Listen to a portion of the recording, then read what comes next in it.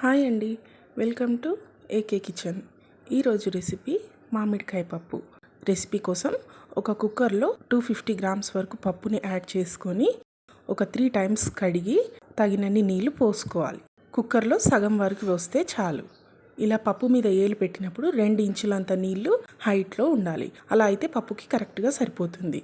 దీంట్లో 1 teaspoon oil, 1/2 teaspoon పసుపు, 3 tea స్పూన్ల కారం, 1/2 కేజీ పప్పుకి కరెక్ట్గా సరిపోతుంది.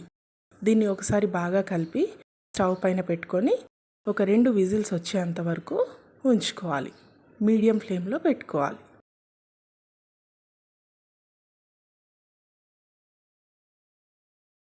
ఈ మామిడికాయ పప్పుకి పప్పు ఎక్కువ మెత్తగా ఉడకకూడదు. కొంచెం పలుకు పైన ఉంటే టేస్ట్ చాలా బాగుంటుంది. ముక్కలతో కూడా మళ్ళీ ఉడికించుకోవాలి. ఇప్పుడు 2 విజిల్స్ వచ్చేసాయి. పోపు కోసం ఒక ప్యాన్ పెట్టుకొని 2 టేబుల్ స్పూన్స్ అంత ఆయిల్ వేసుకొని సన్నగా కట్ చేసి పెట్టుకున్న వెల్లుల్లిపాయ ముక్కలు ఇందులో యాడ్ చేసుకోవాలి.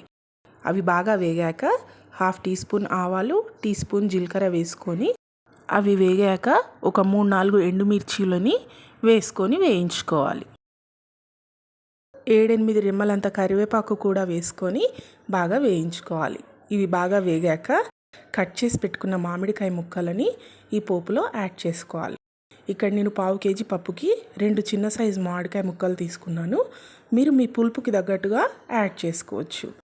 ఈ మామిడికాయ ముక్కలు నూనెలో ఒకసారి బాగా కలుపుకొని మంచి కలర్ కోసం ఒక 1/2 టీ స్పూన్ పసుపు, ఒక 1/2 టీ స్పూన్ అంత కారము, 1/2 టీ స్పూన్ అంత సాల్ట్ వేసుకోవడం వల్ల మనకు పప్పు రుచి చాలా బాగుంటుంది.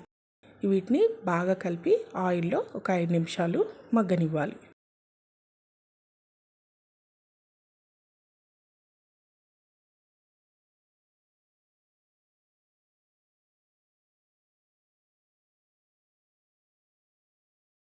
ఒక 5 నిమిషాల తర్వాత ఈ ముక్కలు ఉడకడానికి ఒక 1.5 గ్లాస్ వాటర్ వరకు యాడ్ చేసుకున్నాను. మనం పప్పు ఉడికించుకోవడానికి వేసుకున్న వాటర్ అవి పప్పు ఉడకడానికి సరిపోతాయి. ఈ ముక్కలు ఉడకడానికి మళ్ళీ పప్పులో ఈ నీళ్లు కరెక్ట్గా సరిపోతాయి. ఒక 5 నిమిషాలు మూత పెట్టి ఉడికించుకోవాలి.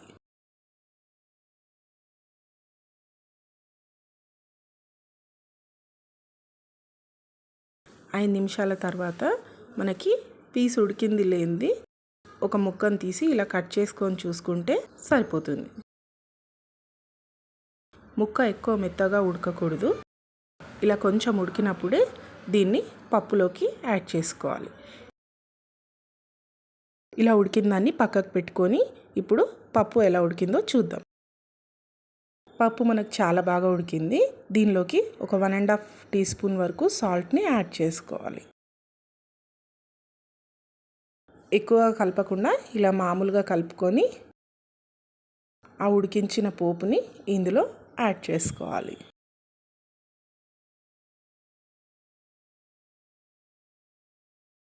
ఈ పప్పు వేడికి ముక్కలు ఇంకొంచెం ఉడుకుతాయి. ఈ ఉడికిన నీళ్ళు పప్పులో యాడ్ చేసుకోవడం వల్ల మనకి టేస్ట్ చాలా బాగుంటుంది. పోపు వేయగానే ఒక 5 నిమిషాలు ఉడికించుకొని స్టవ్ ఆఫ్ చేసుకోవాలి.